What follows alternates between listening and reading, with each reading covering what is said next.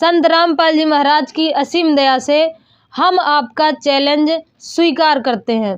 शिवांश नारायण द्विवेदी, आपने चैलेंज दिया है कि संत रामपाल जी महाराज की लिखित पुस्तक को अगर कोई सही सिद्ध कर देता है तो आप अपने चैनल पर संत रामपाल जी महाराज के लिए जो आपने मनगढ़ंत वीडियो बनाकर डाली हैं अब तक जितनी भी, वो सारी वीडियो आप डिलीट कर देंगे।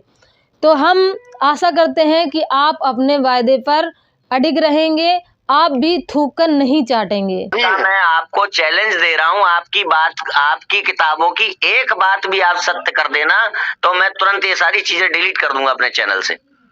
दंडवतम गोविंद गुरु बंधु अभिजन सोए, पहले भये प्रणाम तिन नमो जो आगे होए। शिवांश नारायण द्विवेदी ने अभी अभी अपने चैनल पर एक वायरल वीडियो में चैलेंज दिया है संत रामपाल जी महाराज के भक्तों को कि अगर संत रामपाल जी महाराज की पुस्तक से एक भी बात कोई सही सिद्ध करके दिखा देता है तो मैं अपने चैनल से संत रामपाल जी महाराज के लिए जितनी भी वीडियो मैंने अपलोड कर रखी हैं वो सारी मैं डिलीट कर दूंगा। तो हम संत रामपाल जी महाराज की दया से शिवांश नारायण द्विवेदी का ये चैलेंज एक्सेप्ट करते हैं। अब अपने उस वायदे को याद रखना। हम आशा करते हैं आप थूक कर नहीं चाटेंगे। हम आपके हर पॉइंट पर सिद्ध करके प्रमाणों से दिखाएंगे। जैसा कि आप सभी लोग जानते हैं कि शिवांश नारायण द्विवेदी एक भगोड़ा है जो खाली बड़ी बड़ी बातें करते हैं और डिबेट में नहीं आते। इनको आर्य समाजियों ने भी चैलेंज दिया था, इनसे डिबेट करने के लिए वो लोग तैयार थे, लेकिन ये वहाँ पर भी नहीं गया, कोई ना कोई बहाना बनाकर।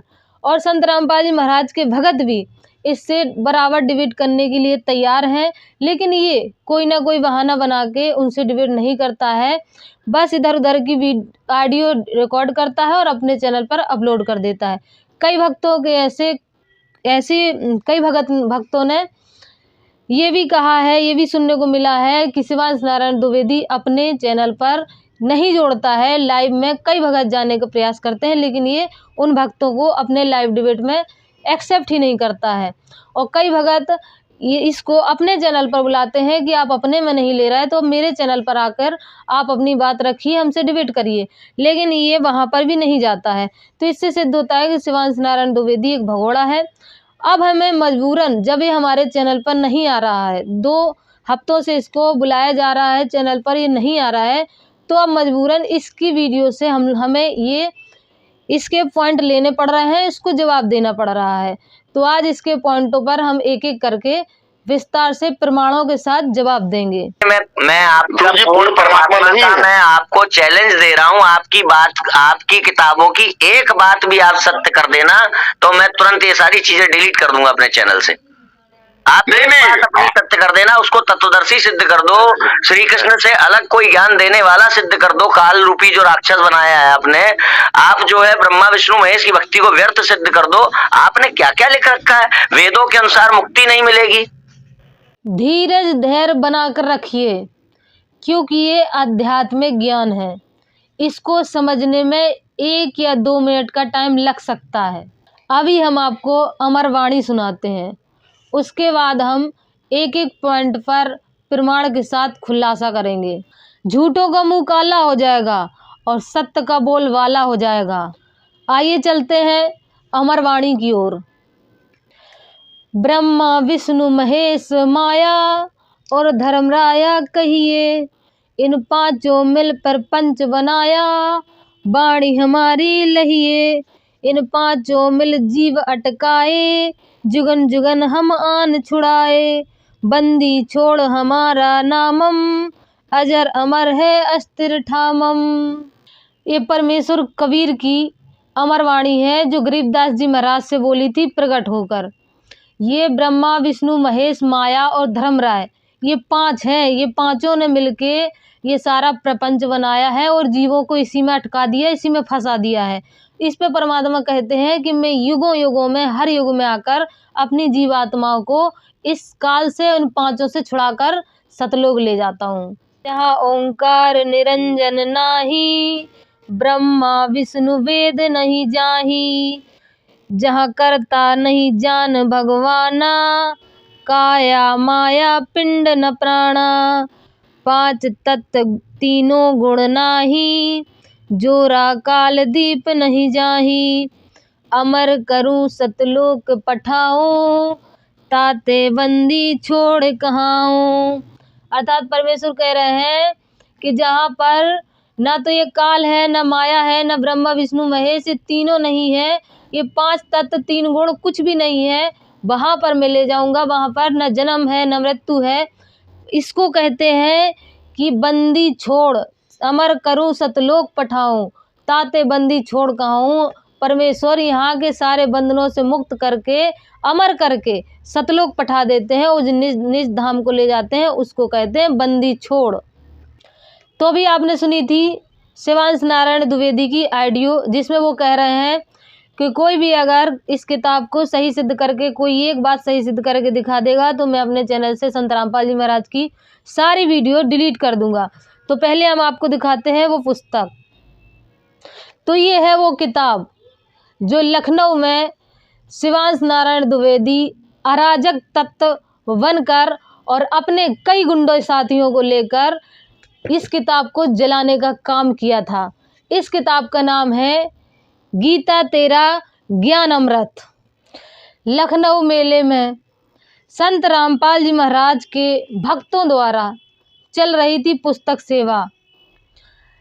धार्मिक पुस्तकों का हो रहा था प्रचार। कुछ निःशुल्क पुस्तकें थी, कुछ सेवार्थ थी। इसी बीच अराजक तत्व शिवांश नारायण द्विवेदी और उसके अज्ञात गुंडे अपनी टोली बनाकर वहां पहुंचे और उन्होंने इस पुस्तक को, गीता तेरा ज्ञान अमृत, इस पुस्तक को छीना, जबरन तरीके से भक्तों के साथ छीना झपटी की, गाली गलौज की और बहुत ही क्रूरता तरीके से उन लोगों से, अभद्र तरीके से भगतों से, भगत माइयों से बातचीत की और उसके बाद उन लोगों से पुस्तकों को छीना, बलपूर्वक जबरन तरीके से भक्तों की सेवा के स्टॉल को बंद करवाया और उनसे छीन कर ले गए पुस्तकें। उन पुस्तकों में एक पुस्तक थी ज्ञान गंगा, जिसमें पवित्र गंगा जी की बहती हुई चित्र बना है और दूसरा चित्र बना है चारों धर्म को दर्शाता है। ये चित्र बना हुआ है, ये भी पुस्तक उसी में शामिल थी। इस पुस्तक का अपमान अर्थात चारों धर्मों का अपमान। और दूसरी पुस्तक थी गीता तेरा ज्ञान अमृत। इसमें पवित्र भागवत गीता के, श्रीमद् भागवत गीता के श्लोक अंदर लिखे हुए हैं और ऊपर श्री कृष्ण और अर्जुन का चित्र बना हुआ है। इन्होंने इन धार्मिक पुस्तकों को बहुत बेरहमी तरीके से फाड़ा, उन पुस्तकों को कुचला लातों से और कुचलने के बाद सारे आम बीच चौराहे पर उनकी होली फूंक दी। अब इनको अराजक तत्व न कहें तो और क्या कहें। इन्होंने धार्मिक भावनाओं को ठेस पहुंचाने के साथ साथ इनने पवित्र हिंदू धर्म के श्री कृष्ण की तस्वीर को भी जलाने का और कुचलने का काम किया है। अब इसमें धार्मिक भावनाओं को ठेस न पहुंचे तो और क्या हो। हम समस्त संत रामपाल जी महाराज के अनुयायी ऐसे अराजक तत्व शिवांश नारायण द्विवेदी और उसके अज्ञात गुंडों के ऊपर कड़ी कार्रवाई की मांग करते हैं प्रशासन से, जिन्होंने ऐसी पुस्तक, धार्मिक पुस्तक जिसमें श्री कृष्ण और अर्जुन का चित्र छपा हुआ था, उसको कुचला और जलाने का काम किया और संत रामपाल जी महाराज के लगभग 15 करोड़ अनुयायियों की भावनाओं को ठेस पहुंचाने का काम किया। अब हम अपने उसी मुद्दे पर आते हैं जिसका चैलेंज हमने स्वीकार किया है। नंबर 1, संत रामपाल जी महाराज की पुस्तक हाई कोर्ट द्वारा क्लीन चिट प्राप्त और प्रमाणित पुस्तक है। जैसा कि शिवांश नारायण द्विवेदी का पहला प्रश्न है कि इस किताब में जो सही सिद्ध कर देगा, एक बात को सही सिद्ध कर देगा, तो हम चैलेंज देते हैं, हम संत रामपाल जी महाराज की सारी वीडियो अपने चैनल से डिलीट कर देंगे। तो हम अब इसी पुस्तक को सही सिद्ध करते हैं। ये देखिए, ये पुस्तक है संत रामपाल जी महाराज द्वारा लिखित गीता तेरा ज्ञान अमृत। ये पुस्तक है, इसको हम सिद्ध करेंगे श्रीमद् भागवत गीता, गीता प्रेस गोरखपुर से प्रकाशित है। हम इसको इस पुस्तक से सिद्ध करेंगे। अगर ये सेम पढ़ती हैं तो शिवांश नारायण द्विवेदी, अपनी बात को याद रखना। ये श्रीमद् भागवत गीता, गीता प्रेस गोरखपुर से प्रकाशित, इसको मिलाएंगे हम श्री रामपाल जी महाराज की पुस्तक गीता तेरा ज्ञान अमृत से। अब इसका हम लोग देखते हैं अध्याय नंबर 2 और श्लोक 12। ना त्वेवहं जातु नासं ना त्वं नेमे जनाधिपः ना चैव न भविष्यामः सर्वे वयं अथं परम। ना तो ऐसा ही है कि मैं किसी काल में नहीं था, और ना ऐसा ही है कि राजा लोग नहीं थे, और ना ऐसा ही है कि आगे भी हम सब नहीं रहेंगे। ये हो गया गीता प्रेस गोरखपुर का अनुवाद। अब हम लोग इसी को निकाल लेते हैं, अध्याय 2 श्लोक 12। अध्याय 2 श्लोक 12। ना तो ए परम अहम जातु ना, ये देख लीजिए मूल संस्कृत इसकी और इसकी आप लोग मिला लीजिए। मूल संस्कृत एक ही है, हम लोग अनुवाद देख लेते हैं। ना तो ऐसा ही है कि मैं किसी काल में नहीं था, और ना ऐसा ही है कि राजा लोग नहीं थे, और ना ऐसा ही है कि इससे आगे भी हम सब नहीं रहेंगे। अनुवाद इसका और इसका संत रामपाल जी महाराज की गीता तेरा ज्ञान अमृत पुस्तक, अध्याय 2 श्लोक 12 का अनुवाद, और गीता प्रेस गोरखपुर से प्रकाशित अध्याय 2 श्लोक 12 का अनुवाद। और मूल संस्कृत दोनों एक ही हैं, सेम है। मान लेते हैं कि हम इसका कोई दूसरा बीच में से श्लोक मिला लेते हैं, तो ये निकला हमारा गीता अध्याय 6। इसका हम कोई एक श्लोक पकड़ लेते हैं, जैसे कि हम लोग ये ले लेते हैं श्री भगवान वाच, ये श्लोक ले लेते हैं 40वां। तो अब इसका हम लोग हिंदी अनुवाद पढ़ लेते हैं, फिर उस पुस्तक में मिलाएंगे। हे पार्थ, उस पुरुष का ना तो इस लोक में नाश होता है और ना परलोक में ही, क्योंकि हे प्यारे, आत्मोद्धार के लिए अर्थात भगवत प्राप्ति के लिए कर्म करने वाला कोई भी मनुष्य दुर्गति को प्राप्त नहीं होता। ये इसका अनुवाद हो गया 6 और श्लोक 40 का अनुवाद। अब हम लोग इसको भी निकाल लेते हैं संत रामपाल जी महाराज द्वारा छपी पुस्तक में। ये है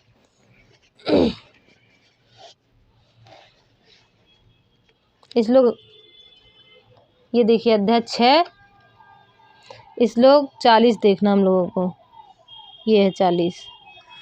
इसका हम लोग अनुवाद देख लेते हैं। हे पार्थ, उस पुरुष का ना तो इस लोक में विनाश होता है और ना परलोक में ही, क्योंकि हे प्यारे, आत्मोद्धार के लिए अर्थात भगवत प्राप्ति के लिए कर्म करने वाला कोई भी मनुष्य दुर्गति को प्राप्त नहीं होता। यही उसमें अनुवाद है और यही इसमें अनुवाद है। ये थी संत रामपाल जी महाराज की गीता तेरा ज्ञान अमृत, और ये थी श्रीमद् भागवत गीता, गीता प्रेस गोरखपुर वालों की। तो अभी आप लोगों ने देखा संत रामपाल जी महाराज की पुस्तक एकदम सत्य है और प्रमाणित है। अब शिवांश नारायण द्विवेदी, आप अपना वो चैलेंज स्वीकार करें जिसमें आपने कहा है कि जो इस पुस्तक को सही सिद्ध कर देगा, हम अपनी सारी वीडियो संत रामपाल जी महाराज की अपने चैनल से डिलीट कर देंगे। तो अब आप अपने उस वायदे को याद रखें, उस चैलेंज को याद रखें और वीडियो डिलीट कर दें, नहीं तो माना जाएगा कि आपने ज़बरदस्त तरीके से थूका और उसको बड़े प्रेम से चाट लिया। इतने में भी आपका पेटा ना भरे तो हम आपके सारे पॉइंटों को गलत हो रहा, और इतने में भी आपका पेटा नहीं भरता है तो हम आपके सारे प्रश्नों का पॉइंट टू पॉइंट प्रमाण के साथ इसी वीडियो में जवाब देंगे। तो बने रहिए वीडियो में अंत तक। इस पुस्तक के प्रथम में ही लिखा है कि मक्का महादेव का मंदिर है, तो इससे ये पुस्तक प्रमाणित हो जाती है कि मक्का ये पुस्तक सत्य है, क्योंकि सभी लोग जानते हैं कि प्राचीन समय में मक्का जो है महादेव का मंदिर था और वहाँ पर शिवलिंग है। देखिए एक बार फिर से इस पुस्तक को।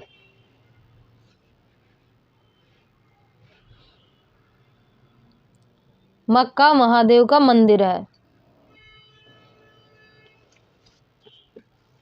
अब चलते हैं आपके दूसरे पॉइंट की ओर, जिसमें आपने कहा है कि संत रामपाल जी महाराज को तत्वदर्शी संत सिद्ध कर दो, तो हम अपनी सारी वीडियो डिलीट कर देंगे। मैं आपको चैलेंज दे रहा हूँ, आपकी किताबों की एक बात भी आप सत्य कर देना तो मैं तुरंत ये सारी चीजें डिलीट कर दूंगा अपने चैनल से। आप एक बात अपनी सत्य कर देना, उसको तत्वदर्शी सिद्ध कर दो, श्री कृष्ण से अलग कोई ज्ञान देने वाला सिद्ध कर दो, काल रूपी जो राक्षस बनाया है आपने, आप जो है ब्रह्मा विष्णु महेश की भक्ति को व्यर्थ सिद्ध कर दो। अब हम आपको बताएंगे तत्वदर्शी संत की पहचान क्या होती है और शास्त्रों से प्रमाणित भी करेंगे। सबसे पहले ये जान लें कि तत्वदर्शी का अर्थ होता है मूल को जानने वाला। मूल क्या है, मूल कौन है, मूल किसे कहते हैं, जो इन सब को जानता है वो होता है तत्वदर्शी संत। वर्तमान समय में तत्वदर्शी संत की भूमिका निभा रहे हैं संत रामपाल जी महाराज। श्रीमद् भागवत गीता अध्याय 4 श्लोक 32, 33, 34 में गीता ज्ञानदाता कहता है, वेदों में जितने भी ज्ञान यज्ञ बताए गए हैं उन्हीं यज्ञों में द्रव्य यज्ञ श्रेष्ठ है और द्रव्य यज्ञ से भी श्रेष्ठ है ज्ञान यज्ञ, क्योंकि ज्ञान यज्ञ से सारे कर्म नष्ट हो जाते हैं। और आगे गीता ज्ञानदाता कहता है, उस ज्ञान को तू तत्वदर्शी संतों से जाकर समझ, वो तुझे परमात्म तत्व का ज्ञान कराएंगे। इससे यह सिद्ध होता है कि जो तत्वदर्शी संत होते हैं वो परमात्म ज्ञान को जानने वाले होते हैं। गीता ज्ञानदाता गीता अध्याय 15 श्लोक 1 से 4 में निर्णायक ज्ञान देते हुए तत्वदर्शी संत की पहचान बताता है। आइए देखते हैं प्रमाण से। अथ पंचोदशो अध्याय, ये 15वां अध्याय है। श्री भगवान वाच, श्लोक इसका 1 है। ऊर्ध्वमूलम अधशाखम अश्वत्थाम प्रावुवयम छंदासि यस्य प्रणानि या तम वेद सवेदवित। इसका भावार्थ पढ़ लेते हैं। आदि पुरुष परमेश्वर रूप मूल वाले, ये मूल वाले याद रखना, वो परमेश्वर मूल वाला है। मूल वाले मुख्य शाखा वाले संसार रूप पीपल के वृक्ष को अविनाशी कहते हैं। वेद जिसके पत्ते कहे गए हैं, उस संसार रूप वृक्ष को जो पुरुष मूल सहित तत्व से जानता है वह वेद के तात्पर्य को जानने वाला है। जो उस परमेश्वर को मूल वाले परमेश्वर को मूल सहित तत्व से जानता है वो तत्वदर्शी संत है, तो वह वेद के तात्पर्य को जानने वाला है, वही तत्वदर्शी संत है। अब एक पढ़ लिया, दूसरा पढ़ते हैं। अर्थात उस वृक्ष की तीनों गुण रूपी शाखा है, रजतम गुण वाली ये तीनों शाखाएं हैं। वो जो पीपल का वृक्ष कहा है उसकी तीनों गुण रूपी ये शाखाएं हैं। अब ये तीसरा देखते हैं, इसका अनुवाद पढ़ते हैं। इस संसार वृक्ष का स्वरूप जैसा कहा है वैसा यहाँ विचार काल में नहीं पाया जाता, क्योंकि ना तो इसका आदि है और ना इसका अंत है, तथा ना इसकी अच्छी प्रकार से स्थिति ही।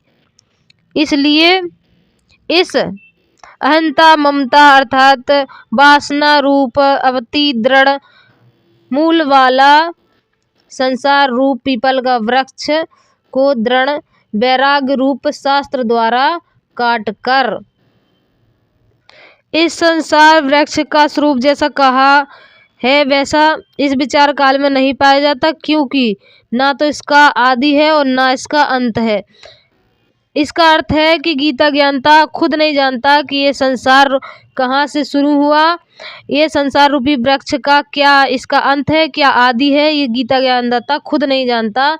इसलिए इसने खुद कह दिया कि इसका विचार काल में यहाँ पर कहीं कुछ पता नहीं चलता कि ये संसार रूपी वृक्ष आया कहाँ से, है कहाँ से।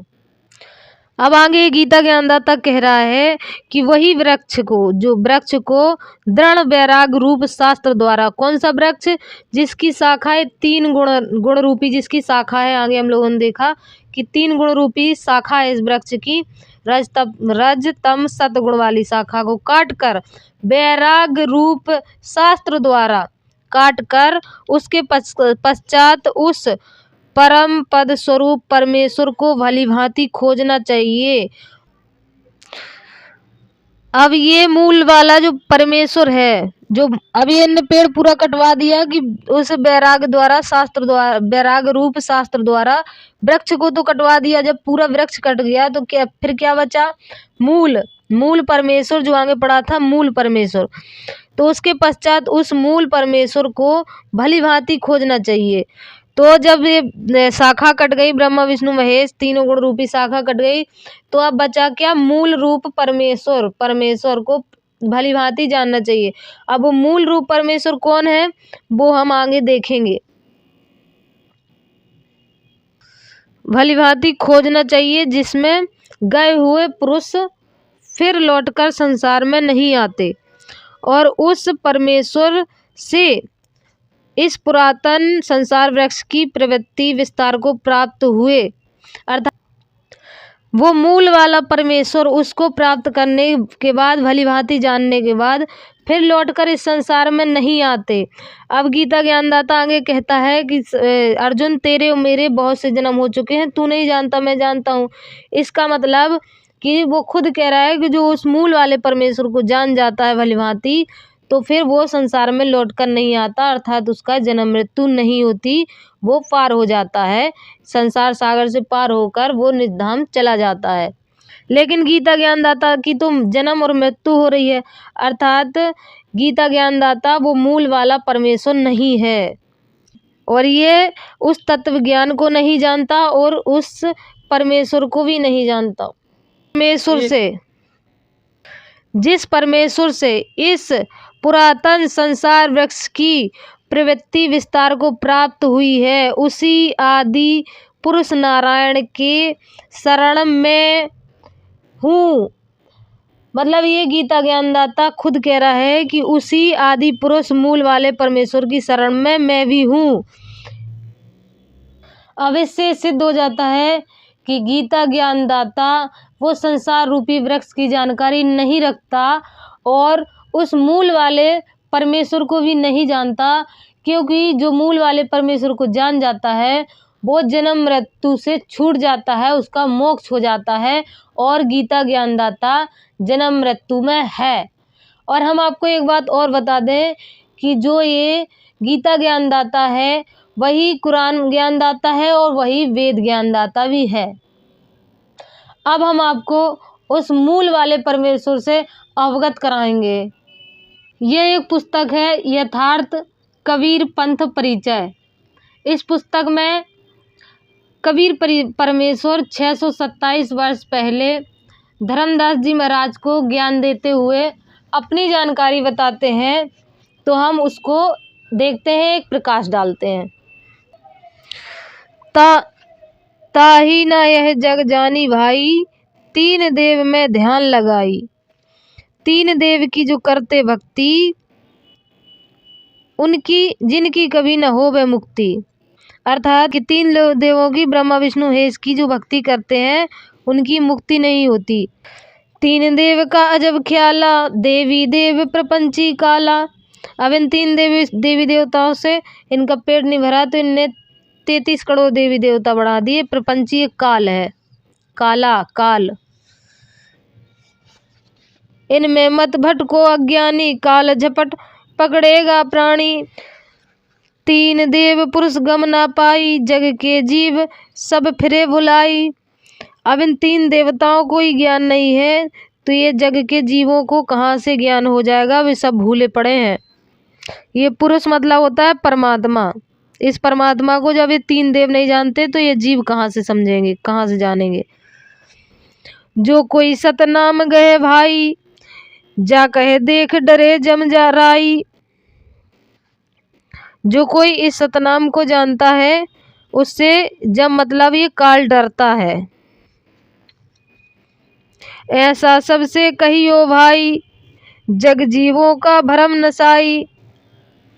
ये धर्मदास जी महाराज को बताते हुए कह रहे हैं कि सब जीवों का भरम नाश हो जाएगा इस ज्ञान को सुनकर, परमेश्वर की जानकारी को सुनकर। कहे कबीर हम सत कर भाखा, हम है मूल शेष डार तना और शाखा। अब ये परमात्मा कबीर बोल रहे हैं धर्मदास जी महाराज से कि मैं सत कह रहा हूँ। हम है मूल, मूल अर्थात जिससे इस संसार रूपी वृक्ष की उत्पत्ति हुई है, शुरुआत हुई है। हम है मूल, शेष डार और शाखा, बाकी सब शेष डार और शाखा है। हम मूल हैं। मूल क्या होती है? जड़। हम मूल हैं, मूल परमेश्वर कबीर हैं जिससे ये संसार की शुरुआत हुई है। रूप देख भरमो नहीं, कहे कबीर विचार, अलग पुरुष हृदय लखे, सोई उतरे हैं पार। अब इससे स्पष्ट हो गया कि जो मूल हैं वो ही परमेश्वर कबीर हैं। और ये जानकारी 627 वर्ष पहले धर्मदास जी महाराज को उन्होंने पहले ही लिपिबद्ध करवा दी थी। जब मूल ही परमेश्वर कबीर है, जो गीता ज्ञानदाता में कहा है कि मूल परमेश्वर को जानने वाला तत्वदर्शी संत है, तो जब मूल ही परमेश्वर कबीर है, मूल परमेश्वर, तो मूल परमेश्वर को जानने वाला तत्वदर्शी संत है जो वर्तमान समय में संत रामपाल जी महाराज ही है। देखिए स्पष्टीकरण के लिए एक और तस्वीर हम साबित करके ही छोड़ेंगे। ऊपर को जड़, नीचे को शाखा वाला उल्टा लटका हुआ संसार रूपी वृक्ष का चित्र। अब ये वही चित्र है जो गीता ज्ञानदाता नहीं जानता, जो कहता है कि तत्वदर्शी संतों से जाके समझो। अब यहाँ पर देखिए वाणी से, अक्षर पुरुष एक पेड़ है, तो ये अक्षर पुरुष एक पेड़ है। निरंजन वाकी डार, ये निरंजन काल ब्रह्म वाकी डार। तीनों देवा शाखा है, तीनों देवा शाखा है। जैसा कि गीता में अभी हम लोगों ने पढ़ा था कि उस पीपल के वृक्ष की 3 गुण रूपी शाखा है, तो ये वही शाखा है। तीनों शाखा है, ब्रह्मा विष्णु महेश, तीनों गुण रूपी शाखा है। ये पात रूप संसार, ये पत्ता रूप ये संसार है। और ये मूल रूप परमेश्वर, ये कबीर परमेश्वर है। जैसा कि अभी हम लोगों ने धर्मदास जी महाराज और कबीर परमेश्वर की वार्ता में वाणी हम लोगों ने देखी, स्पष्ट हुआ उससे कि ये मूल रूप जो है वो परमेश्वर कबीर है। तो मूल जड़ वाले, मूल जड़, ये मूल जड़ वाले परमेश्वर कबीर हैं। एक परमेश्वर कबीर है जिनकी जानकारी गीता ज्ञानदाता नहीं रखता है, जिनकी जानकारी तत्वदर्शी संत कराते हैं। और ये चित्र तत्वदर्शी संत द्वारा बनाया हुआ है, जो गीता ज्ञानदाता, गीता से स्पष्ट है। गीता अध्याय 15 के श्लोक 1 से 4 और 16वां 17 में इसका आशा ये चित्र है। अब इसे देखिए, वही अध्याय 15 का श्लोक 4 है। परमेश्वर को भली भांति खोजना चाहिए, उसमें गए हुए पुरुष, खोजकर उस परमेश्वर की शरण में गए हुए पुरुष फिर लौटकर संसार में नहीं आते।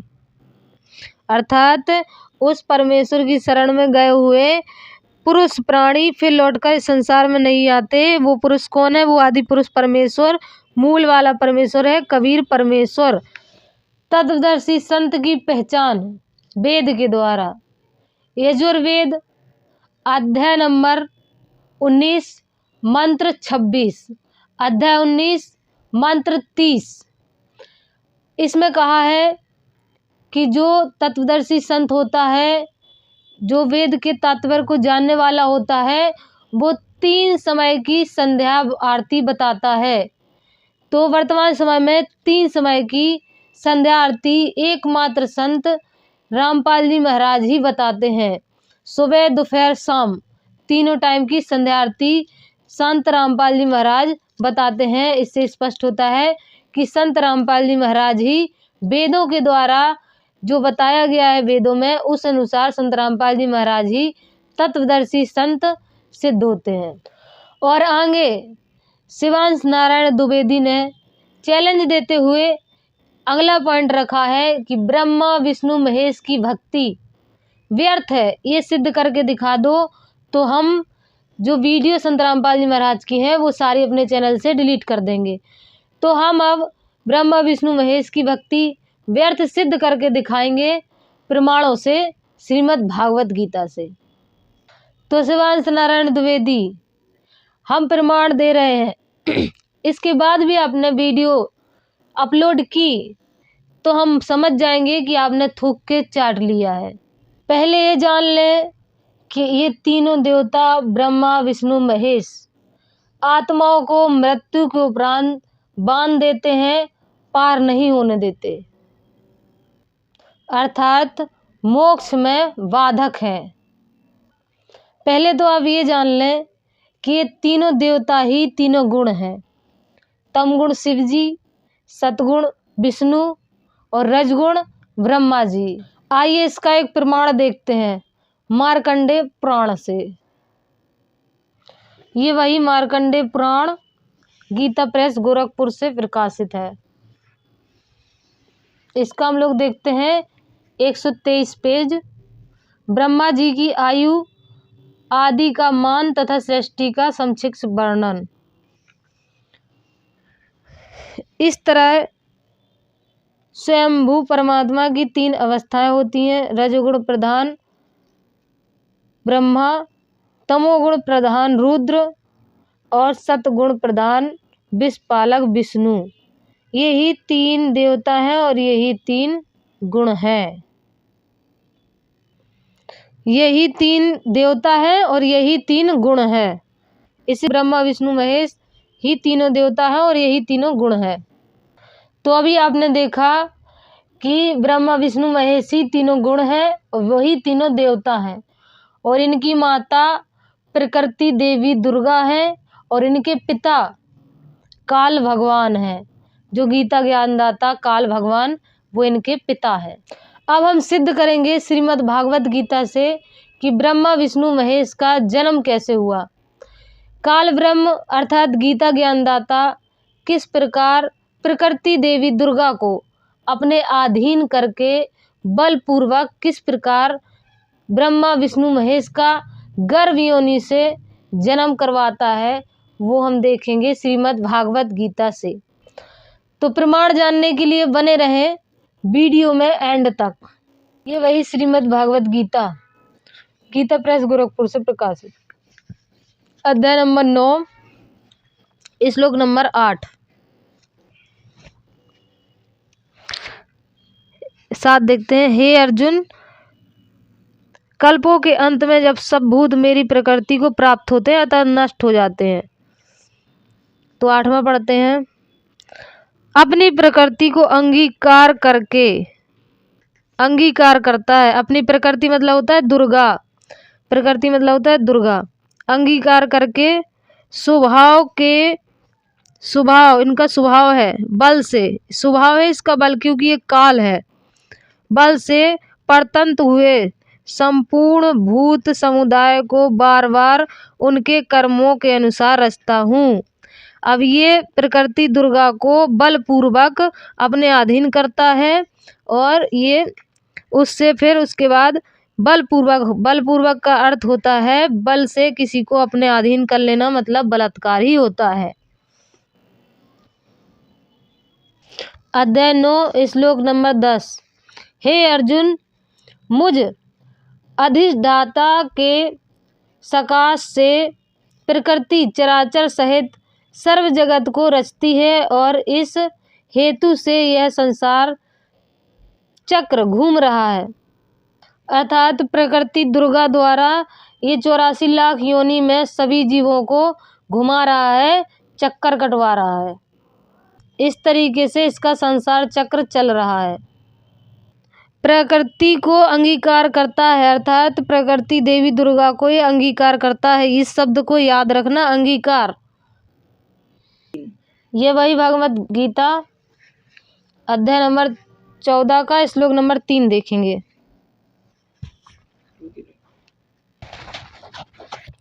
हे अर्जुन, मेरी महत ब्रह्म रूप मूल प्रकृति संपूर्ण भूतों की योनि है, अर्थात गर्भधान का स्थान है।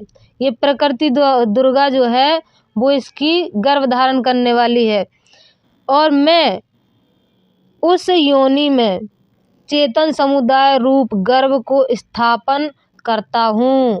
अब ये काल भगवान है, गीता ज्ञानदाता, ये दुर्गा प्रकृति दुर्गा की योनि में गर्भ धारण स्थापन करता है। ये उस जड़ चेतन के सहयोग से जब सब भूतों की उत्पत्ति होती है, मतलब ये सारा संसार जो जन्म मृत्यु का संसार है, इसके 21 ब्रह्मांड का, ये काल ब्रह्म वहाँ का पिता है, वो दुर्गा है। ये पति पत्नी व्यवहार से ये सारे सबको उत्पन्न करता है, सभी भूतों की उत्पत्ति होती है।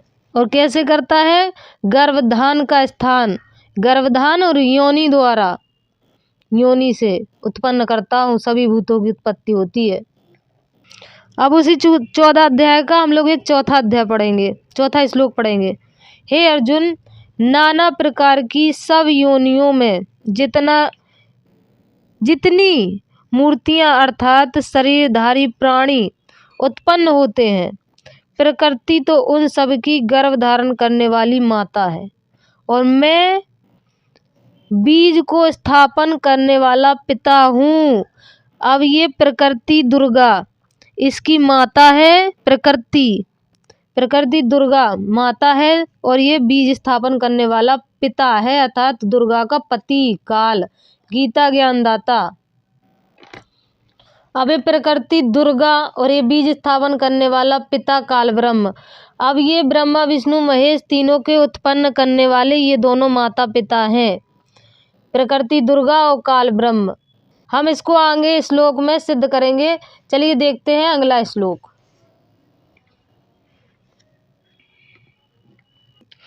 अब वही अध्याय नंबर 14 का श्लोक नंबर 5 है। हे अर्जुन, सद्गुण, रजगुण और तमगुण, ये प्रकृति से उत्पन्न तीनों गुण अविनाशी जीवात्मा को शरीर में बांधते हैं। अब ये रजगुण, सतगुण और तमगुण, ये तीनों देवता हैं, यही तीनों गुण हैं जो हम लोगों ने आगे सिद्ध किया था। नहीं है, ये प्रकृति से, ये प्रकृति दुर्गा से उत्पन्न हुए हैं, उत्पन्न हुए हैं तीनों प्रकृति दुर्गा से, और तीनों गुण अविनाशी आत्मा जीवात्मा को शरीर में बांधते हैं। ये शरीर में बांधते हैं अविनाशी जीवात्मा को, पार नहीं होने देते। अब इनके माता पिता ये हैं, माता पिता है इनके प्रकृति और ये काल ब्रह्म पिता। और ये कैसे उत्पन्न करते हैं? योनि के द्वारा, गर्भ धारण करके योनि में बीज स्थापन करता है पिता इस प्रकृति दुर्गा के, तब ये ब्रह्मा विष्णु महेश तीनों पैदा होते हैं। अध्याय नंबर 14 और इसका हम लोग ये 18 पढ़ेंगे श्लोक। अब हम लोग देखते हैं ब्रह्मा विष्णु महेश ये तीनों गुण हैं और इनकी भक्ति करने से क्या लाभ होते हैं। पहले हम लोगों ने देखा कि ये जीवात्मा को, अविनाशी जीवात्मा को फंसा देते हैं, पार नहीं होने देते। अब हम देखेंगे कि ये क्या लाभ देते हैं, इनकी भक्ति करने से क्या मिलता है। सतगुण में स्थित पुरुष स्वर्ग आदि उच्च लोकों को जाते हैं, अर्थात सतगुण कौन है? विष्णु जी। सतगुण की पूजा करने वाले अर्थात उनके उसको भजने वाले स्वर्ग आदि उच्च लोकों में चले जाते हैं, देवता बन जाते हैं। और रजोगुण में स्थित राजस पुरुष मध्य में अर्थात मनुष्य लोक में ही रहते हैं। अब रजगुण कौन है? रजगुण है ब्रह्मा जी। रजगुण ब्रह्मा जी की पूजा करने, उपासना करने वाले जो पुरुष होते हैं, लोग होते हैं, वो मनुष्य लोक में ही रहते हैं, मनुष्य लोक में रहते हैं। और अर्थात मनुष्य लोक में रहते हैं तो उनकी मुक्ति तो हो ही नहीं, और ये देवलोक में जाते हैं, स्वर्ग आदि में देवता बन जाते हैं तो भी मुक्ति नहीं है, क्योंकि स्वर्ग के देवता भी पुण्य समाप्त होने के बाद इसी धरती पर मृत्यु लोक में जन्म मृत्यु के चक्कर में आते हैं, 84 लाख योनियों भी भोगते हैं। और तमोगुण के कार्य रूप निंद्रा, प्रमाद और आलस्य में, अब ये जो तमोगुण की पूजा करते हैं वो निंद्रा, आलस्य आदि में स्थित तामस पुरुष अधोगति को अर्थात कीट, पशु आदि नीच योनियों को, अब ये जो तमोगुण कौन है? शिव जी। तमोगुण शिव जी की जो पूजा करते हैं वो निंद्रा में पड़े रहते हैं, आलस्य में पड़े रहते हैं, तामस में पड़े रहते हैं, और इनका क्या होता है? कीट, पशु आदि नीच योनियों को प्राप्त होते हैं तथा नरकों को प्राप्त होते हैं। और नरक को भी प्राप्त होते हैं जो तमोगुण शिव की पूजा करते हैं। तो यहाँ से सिद्ध हो गया कि सतगुण ब्रह्मा, रजगुण विष्णु और तमगुण शिव जी, इन तीनों की जो भक्ति करते हैं उनकी क्या गति होती है, वो कहाँ जाते हैं, इसे स्पष्ट हो गया श्रीमद् भागवत गीता अध्याय 14 और श्लोक नंबर 18। अब इस पर परमेश्वर कबीर कहते हैं, तीन देव की जो करते भक्ति उनकी कबे न होवे मुक्ति, गुण तीनों की भक्ति में ये भूल परो संसार, कहे कबीर निज नाम बिना कैसे उतरे पार। अब इससे गीता जी ने सिद्ध कर दिया कि ब्रह्मा विष्णु महेश की भक्ति करने से क्या स्थिति को प्राप्त होते हैं, क्या लाभ प्राप्त होते हैं। तो इससे हमें सिद्ध हो गया। तमोगुण भगवान शिव की भक्ति की थी भस्मासुर ने, उसकी बुद्धि भ्रष्ट हो गई और वो ही शिव जी का भस्म कड़ा लेकर पार्वती को पाने की इच्छा से शिव जी के पीछे पड़ गया था। तो इससे ये सिद्ध हो जाता है कि शिव जी की भक्ति करने से इंसान का स्वभाव नहीं बदलता। सद्गुण विष्णु जी की भक्ति की थी वृंदा ने, जिसका विष्णु जी ने स्वयं ही सतीत्व भंग किया और आज भी वो वृक्ष योनि का कष्ट उठा रही है, तुलसी का वृक्ष बनकर, उसका भी मोक्ष नहीं हुआ। रजगुण की बारी आती है। अब रजगुण ब्रह्मा जी, रजगुण ब्रह्मा की उपासना की थी हिरण्यकश्यप ने। हिरण्यकश्यप अपने आप को भगवान बन बैठा था और भक्तों की ही हत्या करने पर तुल गया था, प्रहलाद को मारने का प्रयास किया था। तो इससे सिद्ध होता है कि इन तीनों देवताओं की भक्ति करने से ना तो सद्बुद्धि आती है और ना ही मोक्ष प्राप्त होता है और ना ही स्वभाव बदलता है, जीव राक्षस बन जाता है। तो इससे सिद्ध होता है कि इन तीनों की भक्ति भी व्यर्थ है। जैसा कि शिवांश नारायण द्विवेदी का तीसरा पॉइंट था कि ब्रह्मा विष्णु महेश की भक्ति व्यर्थ सिद्ध करके दिखा दो, तो मैं सारी वीडियो संत रामपाल जी महाराज की अपने चैनल से डिलीट कर दूंगा, ऐसा उनका चैलेंज था। तो अब हम आपके चैलेंज के चौथे पॉइंट पर आते हैं। शिवांश नारायण द्विवेदी का चौथा पॉइंट है, काल रूपी ब्रह्म और श्री कृष्ण का ज्ञान अलग सिद्ध करके दिखाओ। तो शिवांश नारायण द्विवेदी आपको अवगत करा दें कि श्री कृष्ण ने अपने जीवन काल में कभी नहीं कहा कि मैं काल हूँ, और श्री कृष्ण ने युद्ध करने के भी पक्ष में नहीं थे। श्री कृष्ण 3 बार शांति दूत बनकर कौरवों की सभा में गए थे। अंतिम समय में उन्होंने हथियार उठाने से भी मना कर दिया था कि वो युद्ध में हथियार नहीं उठाएंगे। श्री कृष्ण ने अपना विराट स्वरूप कौरवों की सभा में पहले ही दिखा दिया था। ये संक्षिप्त महाभारत प्रथम खंड है और पेज नंबर 644 में। कौरवों की सभा में श्री कृष्ण का विराट रूप धारण करना, इससे सिद्ध होता है कि कौरवों की सभा में श्री कृष्ण अपना विराट स्वरूप पहले ही दिखा चुके थे। आपको एक बात और जानकारी में बता दें कि श्री कृष्ण विष्णु जी का अवतार है, जो 16 कला का अवतार है, जिनका जन्म देवकी के गर्भ से हुआ था और जिसकी आकाशवाणी स्वयं काल ने की थी। तो ये रहा श्री कृष्ण का जीवन का परिचय। जो एक दयालु देवता है जिनसे गाय भी प्यार करती थी। अब हम काल ब्रह्म पर आते हैं। काल ब्रह्म 1000 कला का भगवान है, जो माँ के गर्भ से जन्म नहीं लेता, जिसके जन्म और कर्म दिव्य और अलौकिक है। गीता ज्ञानदाता काल ब्रह्म अर्जुन से कहता है कि अर्जुन, यहाँ पर देहधारियों में तेरे अलावा मुझे किसी ने नहीं देखा। मैं किसी जप से, तप से या किसी भी प्रकार से किसी को भी दर्शन नहीं देता हूँ। गीता अध्याय 11 श्लोक 32, जिसमें उसने कहा है कि अर्जुन, मैं बड़ा हुआ काल हूँ और मैं सबको खाने आया हूँ। अर्जुन से काल ने कहा कि सृष्टि के आदि में मैंने ये ज्ञान सूर्य को दिया था, धीरे धीरे ज्ञान वो लुप्त हो गया, इसलिए मैं तेरे द्वारा फिर से उस ज्ञान को लाने के लिए फिर से प्रवृत्त हुआ हूँ। तो इससे स्पष्ट हो जाता है कि श्री कृष्ण और काल अलग हैं, क्योंकि श्री काल ने सूर्य को ज्ञान दिया था और सूर्य बहुत पहले से है, और श्री कृष्ण का जन्म तो हाल ही में हुआ था। इस पॉइंट को डीपली जानने के लिए गहरी नज़र गीता को अवश्य पढ़ें। तो इससे आपका चौथा पॉइंट भी सिद्ध हो जाता है, जिसमें आपने कहा था कि काल और कृष्ण को का ज्ञान अलग है, वो सिद्ध करके दिखाओ। अब आपका आखिरी और 5वां पॉइंट रह गया है, उसको लेते हैं। तो आपका आखिरी पॉइंट है 5वां, जो है कि वेदों के अनुसार भक्ति करने से मुक्ति नहीं होगी, ये सिद्ध करके दिखा दो।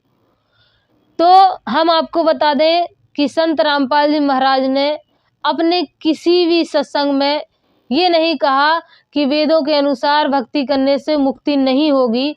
ये आपका लगाया हुआ गलत आरोप है, जबकि संत रामपाल जी महाराज वेदों के अनुसार ही भक्ति कराते हैं।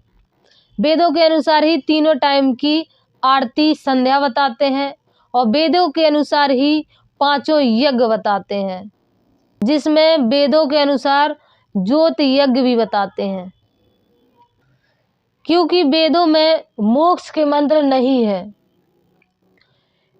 क्योंकि गीता ज्ञानदाता, वेद ज्ञानदाता और कुरान ज्ञानदाता, ये तीनों एक ही हैं। वेदों में ओम तक की जानकारी है। देखते हैं यजुर्वेद अध्याय 40 मंत्र 15 क्या कहता है। वायु अनिलम अमृतम अथ इदम भस्मांतम शरीरम ओम कर्तो स्मर किलमे स्मर कृतम स्मर। अर्थात वायु अनिलम अथितम, मतलब जब तक आपकी श्वासें चल रही हैं तब तक, भस्मांतम शरीरम, मतलब जब तक भस्म ना हो जाए आपका शरीर तब तक ओम नाम का जाप विशेष कसक के साथ करो। ओम कर्तो स्मर, मतलब काम करते करते भी ओम नाम का जाप करो। ओम नाम का जाप काम करते करते विशेष कसक के साथ जाप करो। वेद में बस ओम नाम तक की ही जानकारी है। अब हम देखेंगे ओम नाम से, ओम मंत्र के जाप से कहाँ तक की मुक्ति है संत रामपाल जी महाराज के सत्संगों से। पुण्यात्मा, परमात्मा ने जो 600 वर्ष पहले ज्ञान दिया था, आज वही ज्ञान हमारे सदग्रंथों में विद्यमान है। तो भगवान कौन है? Kabir is God, Kabir is God. उस परमात्मा को जिसको ये निरक्षर बतावे थे, ये अक्षर नहीं जानता, शिक्षा नहीं जानता, ये क्या जाने वेदों के बारे में। 600 वर्ष पहले मालिक ने बोला था, इन पुराणों ने स्पष्ट कर दिया, और परमात्मा ने ये भी कंसेप्ट क्लियर कर दिया था, धर्मदास, ये वेद किताब झूठे नहीं है, पुराण झूठी नहीं है। झूठे तो ये हैं जो इनको समझ ना रहे, बकवाद गढ़ने लग रहे, अज्ञानी है सारे, काल ने इनकी बुद्धि बांध रखी है, रोज पढ़ने समझ में आती नहीं। ये तो परमात्मा ने दया करी पुण्यात्माओं अपने पे है, और ये अनमोल रत्न अपने हाथ लाग गया। गरीब की इसने छोड़ दे हम, ये तो मुश्किल तो दाव लगे है। श्रीमद् भगवत गीता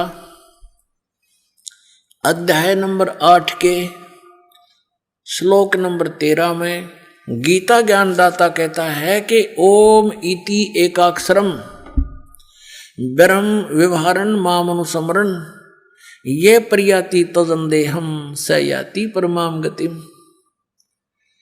गीता ज्ञानदाता श्री कृष्ण जी में प्रवेश करके ये काल बोल रहा है कि मुझ ब्रह्म का, ये ब्रह्म बोल रहा है, मुझ ब्रह्म का ओम इति एकाक्षरम, ये केवल यह एक ओम अक्षर है।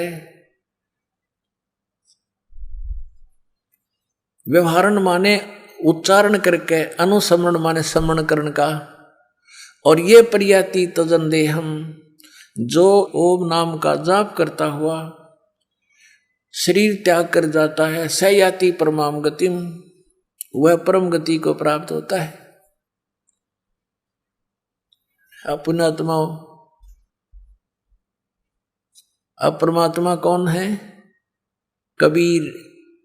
और कबीर कौन है? वो परम पूज्य परमात्मा जो जुलाहा धारण की भूमिका करके 120 वर्ष तक इस पृथ्वी पर रहे और काशी के अंदर प्रगट रहे। सह शरीर आए थे, सह शरीर चले गए थे।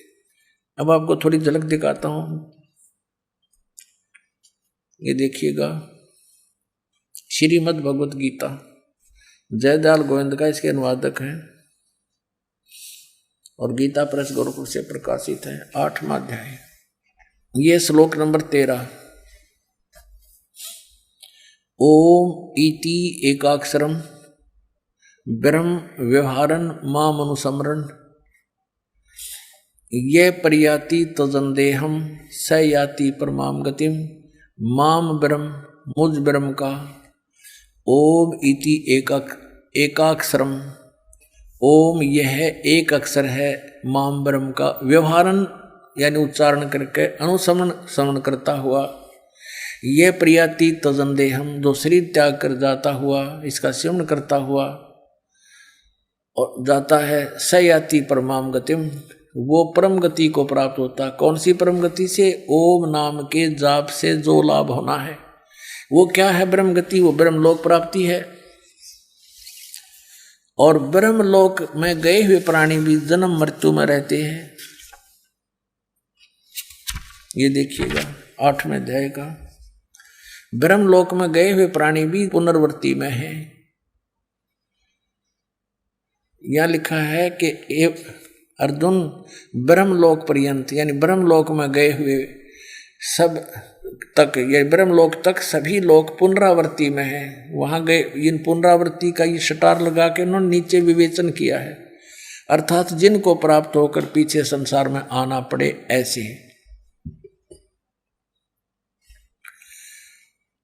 हे अर्जुन, ब्रह्मलोक पर्यंत सब लोग पुनरावृत्ति में है, परंतु कौनते मुझको प्राप्त होकर पुनर्जन्म नहीं होता। ये अनुवाद गलत कर दिया इन्होंने, क्योंकि बुद्धि कमजोर थी। इसका अर्थ है कि अर्जुन, ब्रह्मलोक तक सभी लोग पुनरावृत्ति में है, वहां गए प्राणी भी वापस आते हैं, जन्म मृत्यु में आते हैं। और न विद्यते, विद्य माने जानना भी होता है। इस अक्षर का एक ही अर्थ नहीं होता। विद्य धातु है, विद्या जानना। जो ये नहीं जानते तो मुझे माम उपेत तू, मुझे प्राप्त होकर भी हे अर्जुन कुंती पुत्र उनका पुनर्जन्म होता है। यदि हम इसका ये इन वाला अर्थ करें तो फिर देखिएगा पुण्यात्मा, अध्याय नंबर 4 के और श्लोक नंबर 5 और 9 में, गीता अध्याय नंबर 2 के श्लोक नंबर 12 में और अध्याय नंबर 10 के श्लोक नंबर 2 में स्पष्ट क्या कर दूं, तेरे और मेरे बहुत जन्म हो चुके, तू नहीं जानता मैं जानता हूं। तो फिर ये कहना कि मुझे प्राप्त होकर उनकी जन्म मृत्यु नहीं होती, ये अनुवाद गलत है। ये देखिएगा अध्याय नंबर 4 का और श्लोक नंबर ये 5 है, यहां से शुरू होता है। बहुनानी यहां से पढ़ेंगे। हे प्रणतम अर्जुन, मेरे और तेरे बहुत से जन्म हो चुके हैं, उन सबको तू नहीं जानता मैं जानता हूं। सीधा हो गया कि मेरे और तेरे बहुत से जन्म हो चुके हैं, इसका मतलब ये नासवान है। फिर 9 में, यही 8वें अध्याय का 9वां श्लोक यहां पर है। अर्जुन, मेरे जन्म और कर्म दिव्य अर्थात निर्मल और अलौकिक है, दिव्य है, अलौकिक है। इस प्रकार जो मनुष्य तत्व से जानता है, जानने वाला शरीर को त्याग कर फिर जन्म को नहीं प्राप्त होता, किंतु मुझे ही प्राप्त होता है। अब यहाँ भी इन्होंने अपने हिसाब से बताया कि उनका पुनर्जन्म होता है। अब यहाँ स्पष्ट कह रहा है कि मेरे और तेरे बहुत जन्म हो चुके हैं, तो नहीं जानता, मेरे जन्म और कर्म दिव्य हैं। और दूसरे अध्याय के 12वें श्लोक में ये देखिएगा, अध्याय नंबर 2 का और श्लोक नंबर 12, न तो ऐसा ही है कि मैं किसी काल में नहीं था, अथवा तू नहीं था, अथवा ये राजा लोग नहीं थे जो सेना सामने खड़ी है, और न ही ऐसा ही है कि इससे आगे हम सब नहीं रहेंगे। कहने का भाव यह है कि तू ये ना सोचे कि अर्जुन तू और मैं अभी वर्तमान में ही जन्मे हैं, हम और ये सामने सैनिक, ये राजा लोग पहले भी थे और आगे भी जन्म होगा। इसे सिद्ध हो गया कि गीता ज्ञानदाता की जन्म मृत्यु होती है, स्वयं स्वीकारा है। और ये दूसरे अध्याय के 17वें श्लोक में कह रहा है कि अविनाशी तो उसको जान, खुद कह रहा है गीता ज्ञानदाता, और ये ब्रह्म बोल रहा है, ये भी कंसेप्ट क्लियर हो गया। नाश रहित यानी अविनाशी तो उसको जान जिससे ये संपूर्ण जगत दृश्य वर्ग व्याप्त है, यानी जिसने सारे ब्रह्मांडों की रचना की है, और इस अविनाशी का विनाश करने में कोई भी समर्थ नहीं है। यानी गीता ज्ञानदाता से कोई अन्य है नाश रहित अविनाशी। तो अभी आपने देखा कि ओम नाम से भी मुक्ति संभव नहीं है। गीता में उस पूर्ण परमेश्वर का नाम ओम तत्सत है, जो कि सांकेतिक है। तत्वदर्शी संत ही उसको खोले। वर्तमान में वो तत्वदर्शी संत रामपाल जी महाराज हैं। तो शिवांश नारायण द्विवेदी जी, आपने कहा था कि पुस्तक की कोई एक बात को सिद्ध करके दिखा दे, और हमने आपके पांचों के पांचों पॉइंटों को सिद्ध करके दिखा दिया है प्रमाणों के साथ। मैं आपको चैलेंज दे रहा हूँ, आपकी बात, आपकी किताबों की एक बात भी आप सत्य कर देना तो मैं तुरंत ये सारी चीजें डिलीट कर दूंगा अपने चैनल से। आप एक बात अपनी सत्य कर देना, उसको तत्वदर्शी सिद्ध कर दो, श्री कृष्ण से अलग कोई ज्ञान देने वाला सिद्ध कर दो, काल रूपी जो राक्षस बनाया है आपने, आप जो है ब्रह्मा विष्णु महेश की भक्ति को व्यर्थ सिद्ध कर दो।